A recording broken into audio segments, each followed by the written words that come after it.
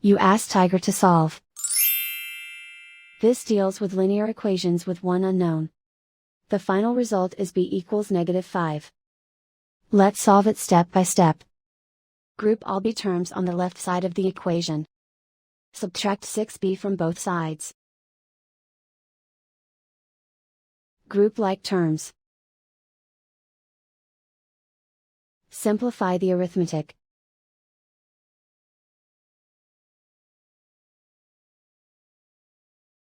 Group all constants on the right side of the equation. Add 10 to both sides.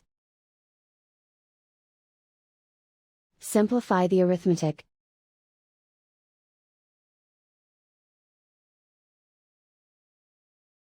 Isolate the b.